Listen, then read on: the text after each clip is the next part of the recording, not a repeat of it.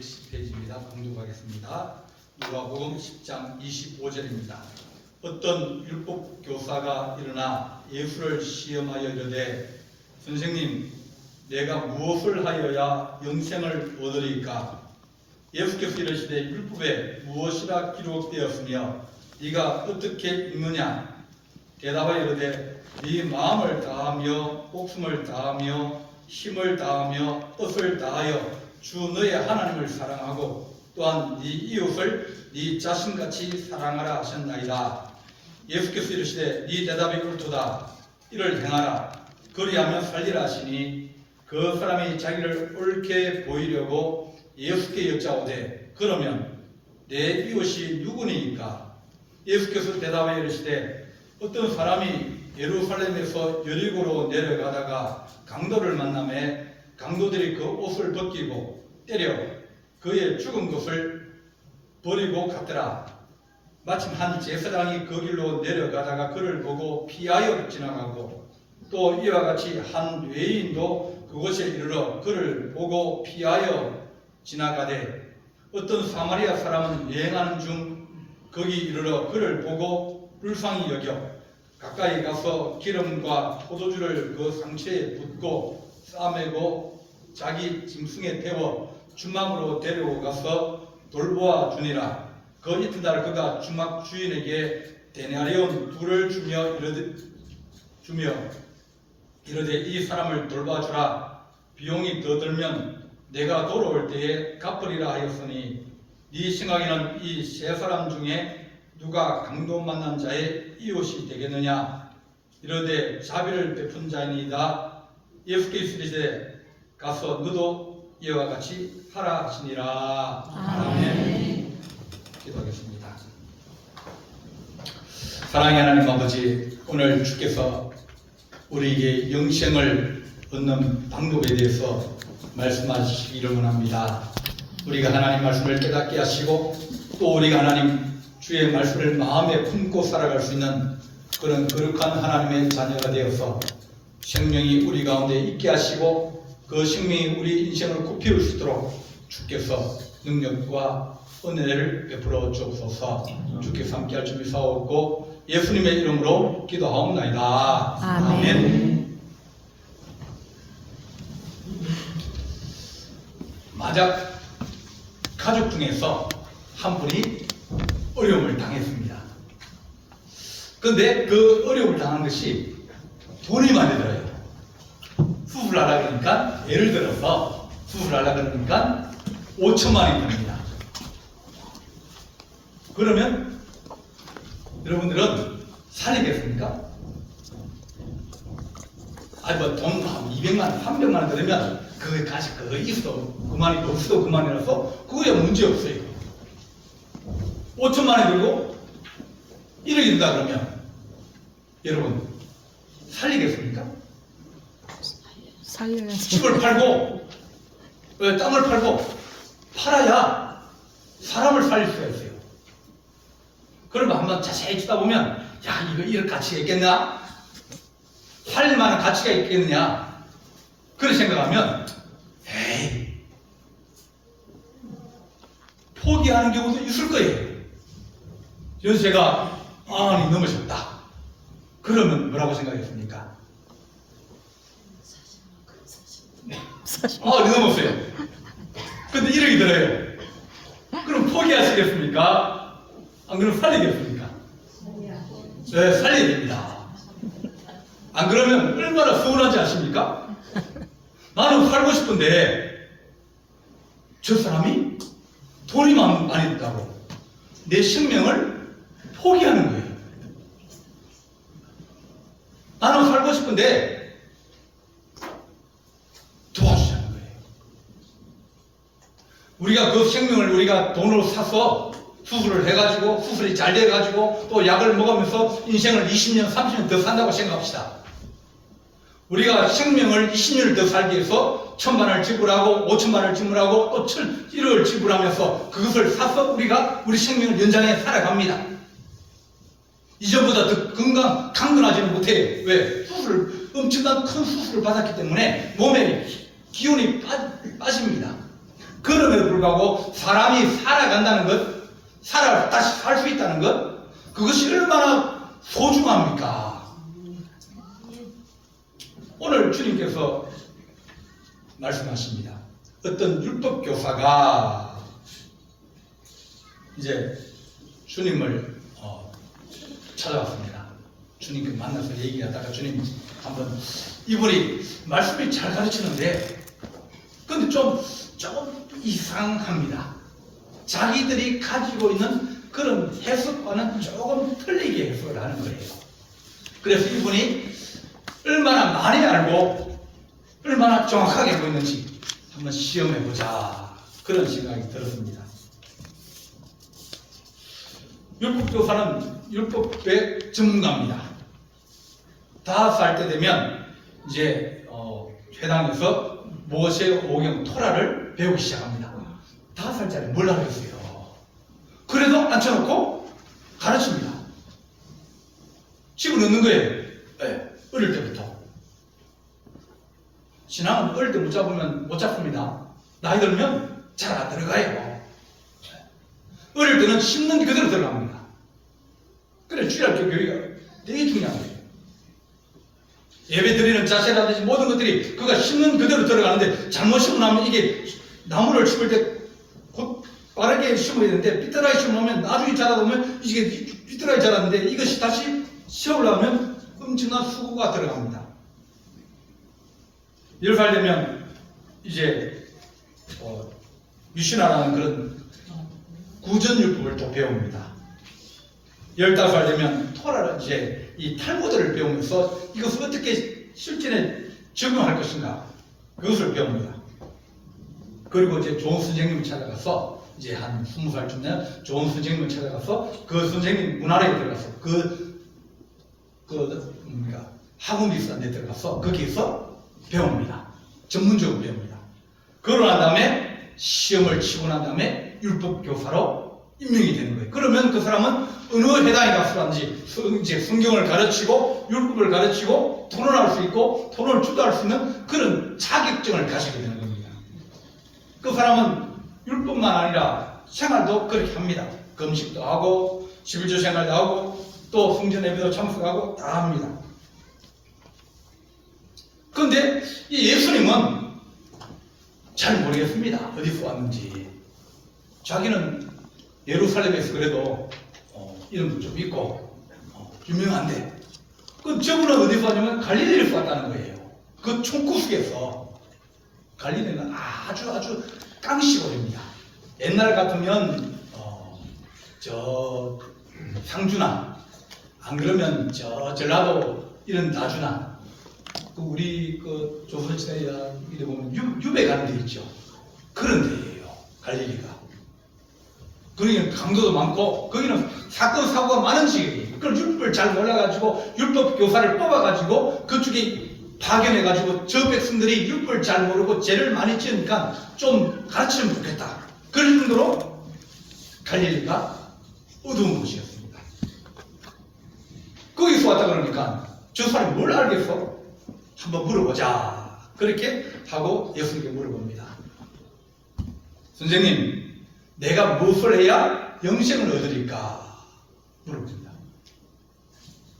인생을 살아가면 인생의 중요한 것이 뭐냐면 신앙에서는 영생입니다. 믿음의 결국은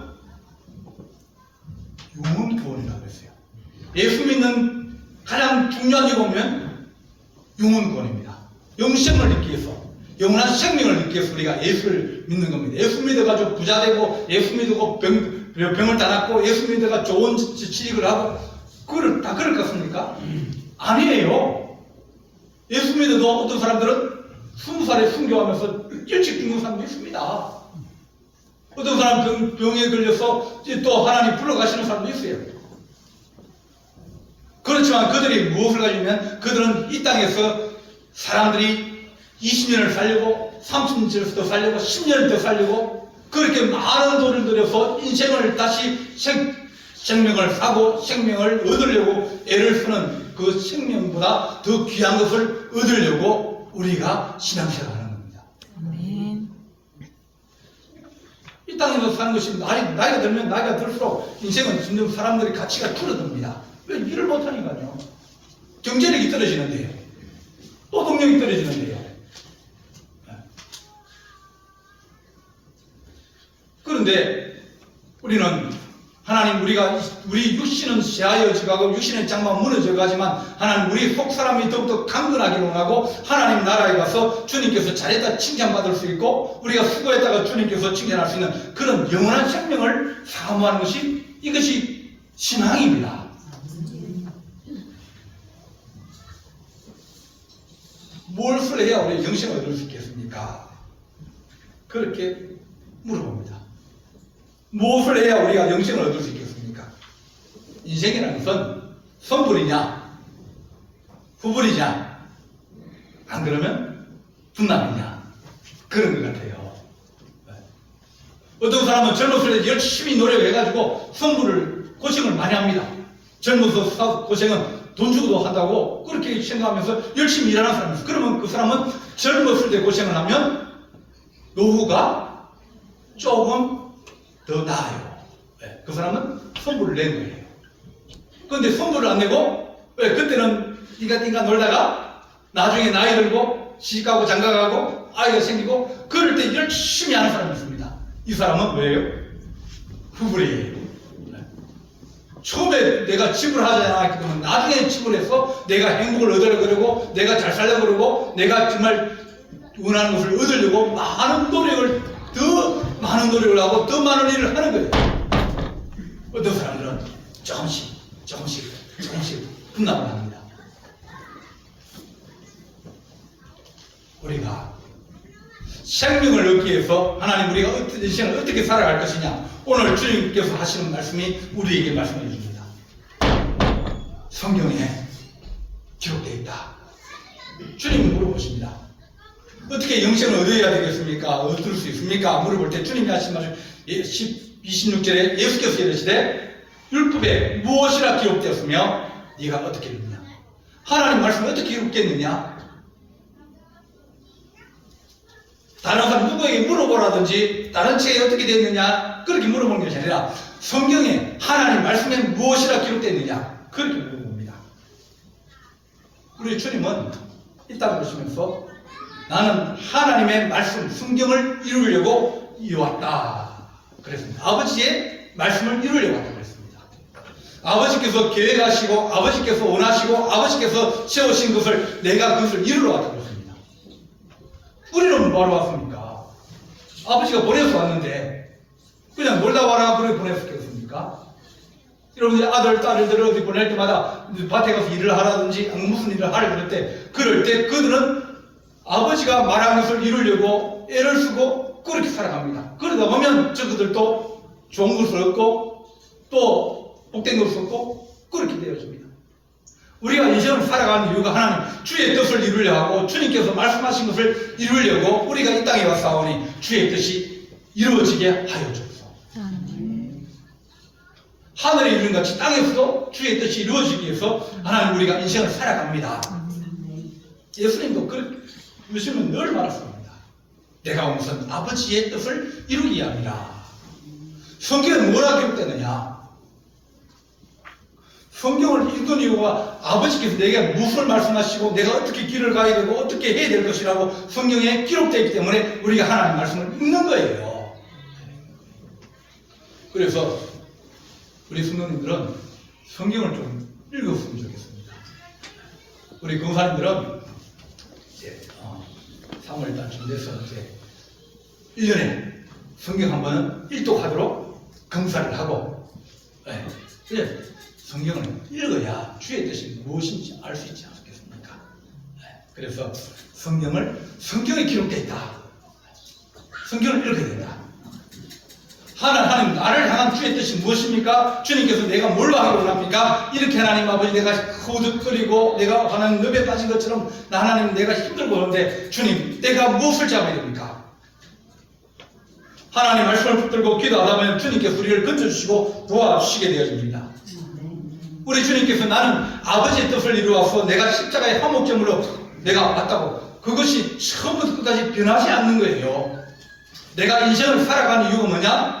하나님 내 작은 희생과 내 작은 섬김과 내 작은 봉사를 통해서 하나님의 나라가 하나님 이루어지게 해주십시오. 내 가정에서 나로 말미암아 늘 싸우고 그러면 그 사람은 뭐예요? 나쁜 것을 심는 사람입니다. 좋은 것을 심어야 될 거 아닙니까?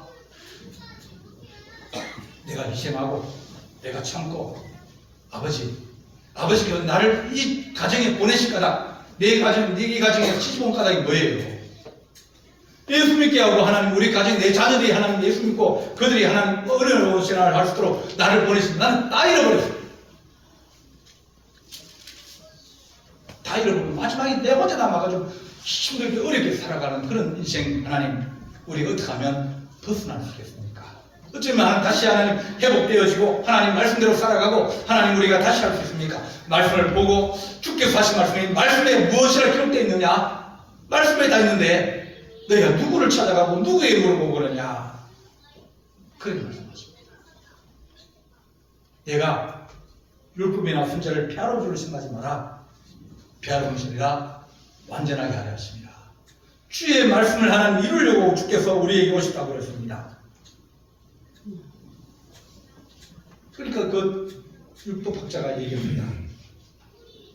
율법이 뭐를 기록됐느냐? 그 질문에 내 마음을 다하고 목숨을 다하고 힘을 다하며 뜻을 다하여 주 너희 하나님을 사랑하고 또한 내 이웃을 내 자신같이 사랑하라 하신다이다.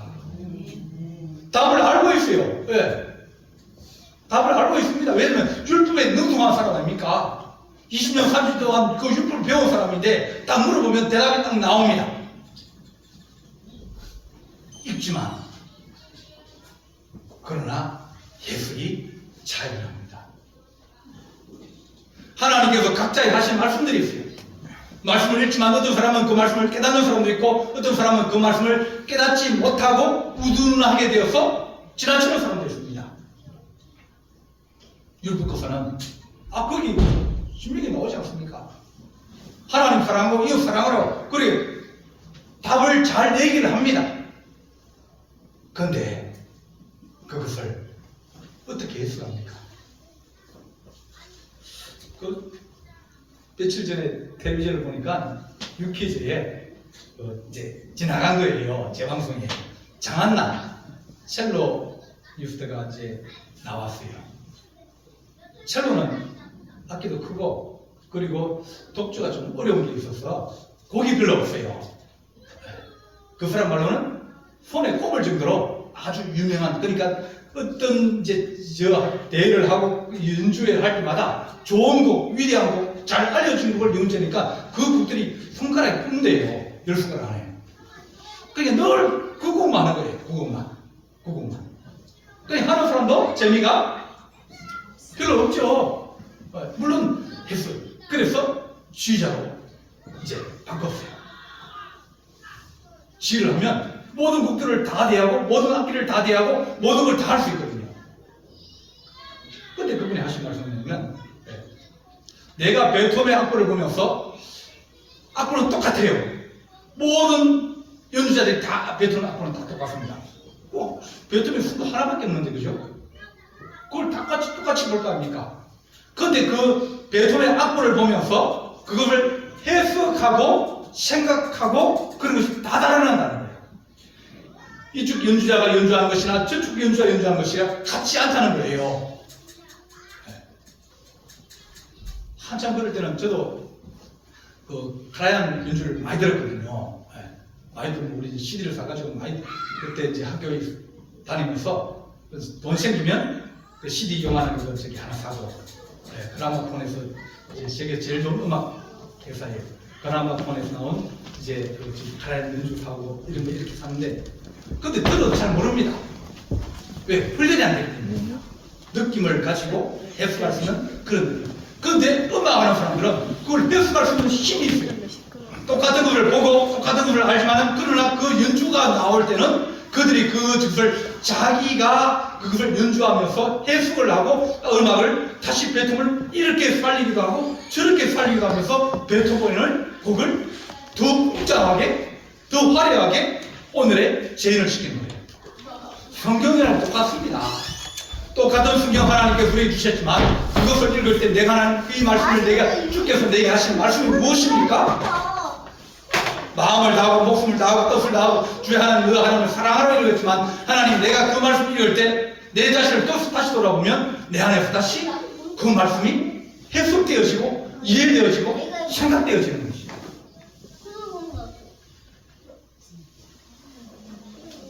모세의 광야 생활을 읽으면서 우리 이제 어떻게 지금 광야를 지나가고 있습니까? 늘 불평하고 늘 원망하고 물 없다, 뭐 먹을 거 없다, 또 고기를 많이 먹으니까 이제 고기 질린다. 그렇게 불평하고 원망하면서 광야 생활을 40년 동안 살아가는 사람들도 그 속에 있었어요. 왜 너희들만 제사드리냐 그러면서 이 모세와 아론의 금에 도전하는 사람들도 있었어요. 길이 왜 이래 뭐냐고 왜 이래 험하냐고 그렇게 불편한 사람들이 있었어요. 우리가 그 민수기와 신명기를 읽고 또 출애굽을 읽으면서 광야생을 보면서 여러분 내 인생은 어떻습니까? 어떻게 생각합니까? 나는 그 광야길이 짧아지고 광야길을 빨리 지날 수 있고 고난의 길을 빨리 지나갈 수 있는 그런 믿음을 가지고 여호수아와 갈렙처럼 그렇게 나아가십니까? 예수의 차이가 틀리는 거예요.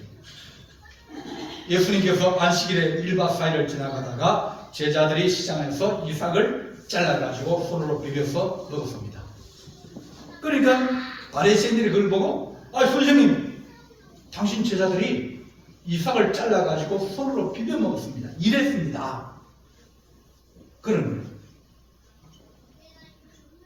그러니까 주님이 하신 말씀, 야 너희들이 안식일에 일하지 말라 그것을 읽었지. 그러나 다윗이 자기와 함께한 자들이 시장할 때 한 일을 읽지 못하느냐.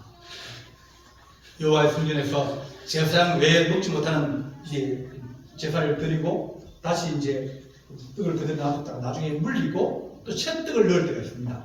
그게 떡이 굳었죠. 굳은 시간 지난 떡이 있습니다. 그건 함부로 이제 다른 사람 먹으면 안 됩니다. 먹다가는 이게 거룩한 떡에 대한 거룩을 잃어버리기 때문입니다.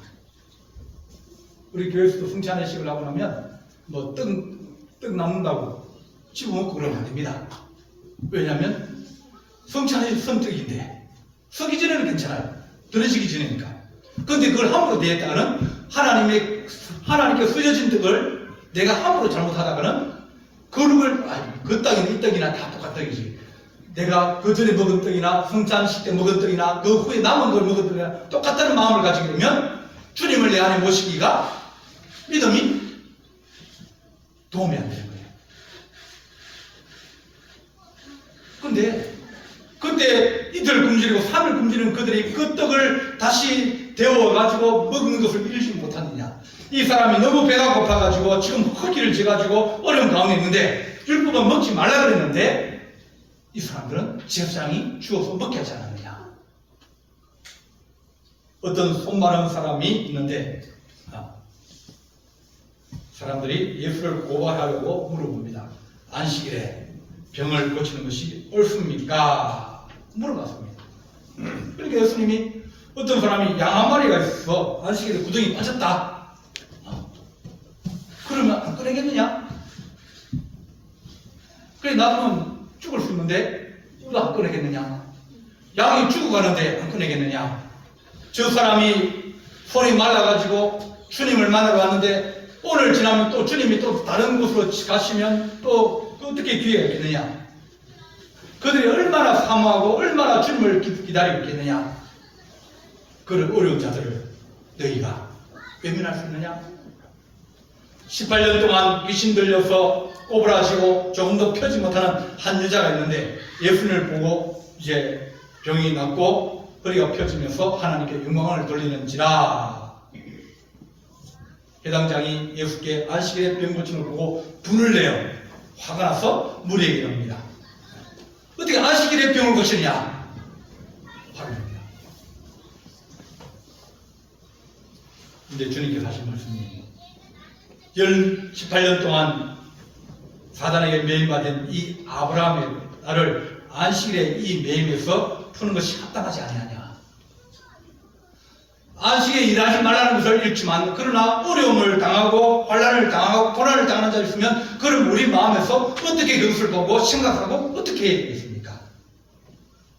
긍휼한 마음을 가지고 그를 불쌍히 여길 마음을 가지고 주님의 마음을 가지면 그러면 안식일은 사람을 살리기 위해서 있는 것이다.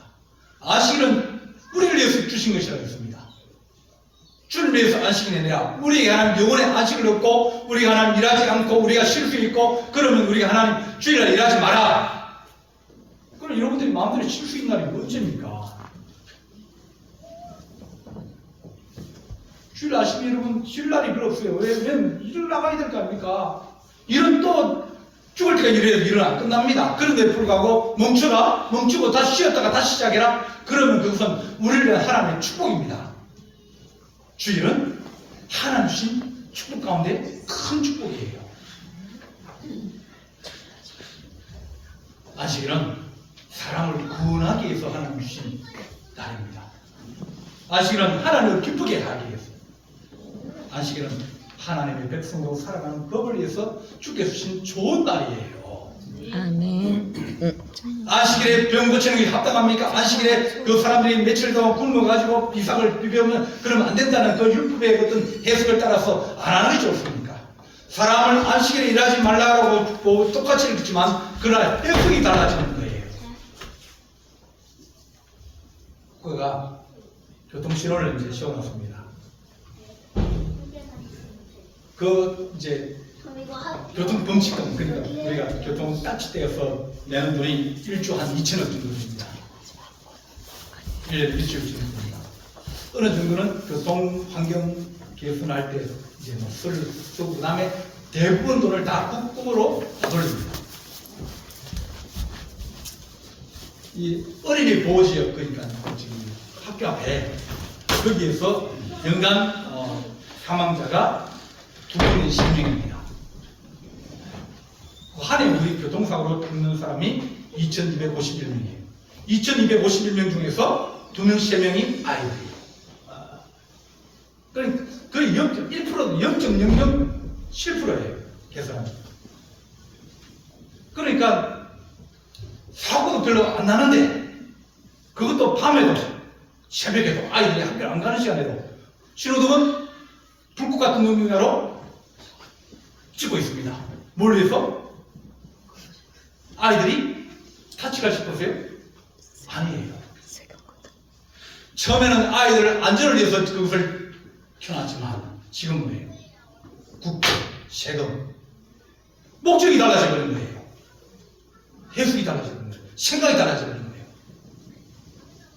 주님께서 우리에게 마음을 다하고 목숨을 다하고 힘을 다하여 주님 하나님을 사랑하라. 그리고 또한 내 이웃을 내 것처럼 사랑하라. 그러니까 결국 늘 율법을 그대로 하나님이 먼저고 그 다음에 이웃이라는 생각을 가지고 있어서 늘 그들의 행동은 하나님만 이해한다고 생각하고 하나님은 늘 안 보이니까 왜? 적당히 해도 별 표시가 안 나는 거예요. 그러다 보니까 늘 하나님께 미루는 거예요. 이건 하나님께 바침받되었다 고르반이라 그러면 안 해야 되는 거예요. 그리고 돌려가지고 자기가 먹고 자기가 쓰는 거야. 부모님께 드려야 되는데 그렇게 예수를 하면 살아갑니다. 그 사람이 다시 물립니다. 그럼 이웃이 누굽니까? 이웃이 중요하다 그러면 이웃이 누굽니까? 그러면서 이 선한 사마리아 얘기를 해야 됩니다. 제사장도 그리고 레인도 일이 바빠가지고 이 사람을 만지면 제사들을 못 갑니다. 왜냐면 부정타기 때문에. 다친 사람이나 죽은 사람 만지면 일주일 동안 사역을 못하게 되어 있습니다. 못 들어오게 되어 있습니다. 격리시킵니다. 그러니까 사람의 생명보다 일이 더 중요해 버린 거예요. 근데 사마리아 사람은 사람들이 미워하고 그 사람들을 저주하기도 하고 상종도 안 하고 그런 사람이 지나가다 보니까 유대인이 쓰러져 있는 거예요. 어떻게 보면 자기를 미워했던 사람입니까? 눈에 가시 같은 사람이거든요. 멸시했던 사람이거든요. 지나갈 수 있는 그런 환경이에요. 그런 걸 불구하고 그 사람은 이 다친 사람 보고 왜냐하면 생명이 소중하니까 그를 도와주고 주막으로 옮겨서 치료해주고 또 돈을 주면서 맞아 나중에 더 필요하면 내가 줄게. 이 사람 잘 돌봐주라. 그래 말합니다. 주님, 영생을 얻으려면 어떻게 해야 됩니까? 그것이 철저한 질문이었어요. 그러면 영생을 얻으려면 사랑해야 된다. 하나님을 사랑하듯이 내 이웃을 사랑하고 이웃을 사랑하시 하나님을 사랑합니다. 하나님과 이웃은 서로 떼어놓고 늘 하나님이 우선이고 늘 하나님 문제가 아니라 하나님, 우리가 하나님 앞에 불쌍한 사람을 보면 하나님처럼 일게 하시고 주의 이름을 일하게 하시고 그들을 긍휼히 여기고 그것이 율법을 지키는 아름다운 마음이라고 우리에게 말씀해 줍니다. 하나님, 우리 안에 사랑이 있게 해주십시오. 우리가 하나님은 주님께서 나를 사랑하셨는데 내가 하나님 저 사람을 사랑하시 마땅하지 않습니까? 그렇게 우리가 하나님 이 어려운 시대를 살아가야 하는 이유입니다. 영생을 얻으려면 하나님은 사랑이셔야 되는데 하나님 우리 안에 주의 사랑이 넘치게 해주십시오. 우리를 살리게 하는 것은 사랑이고 또 주님의 은총입니다. 하나님, 우리가 저 사람을 사랑하면 기도할 수 있어요. 누가 아프다 그러면 여러분들 무슨 마음이 듭니까? 불쌍하다는 마음이 듭니까? 안 그러면 그 사람은 나하고 아무 상관없다? 그 사람이 나에게 어떻게 했는데 잘 됐다, 고소하다, 그런 생각 되십니까? 사마리아는 고소하다, 저거 알아서 하겠지. 여러분은 사마리아 지역이 아닙니다. 그럼에도 불구하고 도와줄 때 이가 이웃이 아니냐, 이것이 영생을 얻는 방법이 아니냐. 하나님, 우리가 하나님을 사랑하고 내 이웃을 내 몸처럼 사랑하라 하셨는데 하나님, 우리가 하나님을 사랑하는 마음이 우리 안에 늘 있게 하여 주셔서 성도를 사랑하고 긍휼히 여기고 불쌍히 여기고 그것이 하나님 때문에 하나님을 위해서 하나님의 이름으로 우리에게 행할 때 우리 안에 있는 하나님을 얼마나 기뻐하시겠습니까? 하나님을 얼마나 흐뭇해 하시겠습니까? 그러다 보면 우리는 내 안에 있는 주님의 생명과 주님의 사랑이 우리를 점점 더 지배하고 우리를 충만하게 하고 사람 가운데 있으면서 이 땅에서 잘 살아야 우리가 천국도 갈 수 있다. 이 땅에 싸우고 원망하고 저주하고 그래 살면 그러면 하나님 나라도 우리에게 무너질 수 있습니다. 하나님이 세상을 이처럼 사랑하사 독생자를 주셨으니 이는 그를 믿는 자마다 멸망하지 않고 영생을 얻게 하려 하십니다. 하나님이 사랑하신 이유, 십자가에 돌아가신 이유가 저를 멸망치 않고 영생을 얻기 위해서, 영생을 주기 위해서 우리 주님이 희생하셨다 그랬습니다. 하나님, 우리가 사랑하는 그런 마음이 있게 해주십시오. 불쌍히 여기고 긍휼히 마음이 있게 하여 주옵소서. 그렇게 기도하는 우리 성도 되시기를 간절히 바랍니다. 기도하세요. 사랑의 하나님 아버지, 당자처럼 모든 것을 다 낭비하고 또 집으로 돌아와서 주님 앞에 종이 되기를 원하는 그 아들을 주께서 축복하시며 또한 그를 사랑하신 하나님 아버지, 우리가 주님께서 탕자를 사랑했처럼 우리도 하는 그들을 사랑하게 하시고 또한 주님께서 십자가에 희생하시고 또 죽으시며 부활하여서 그들의 생명을 다해 주신 것처럼 하나님 아버지, 우리가 주의 사랑을 실천함으로 말미암아 죽은 생명이 살아나게 하시고 또한 하나님 아버지, 약한 자가 세워지게 하시며 거룩한 주의 하나님 부활의 역사가 일어나고 영생의 역사가 우리 안에 이어지게 도와주옵소서. 우리 주님께서 함께할 준비 싸웠고 예수님의 이름으로 기도하옵나이다. 아멘.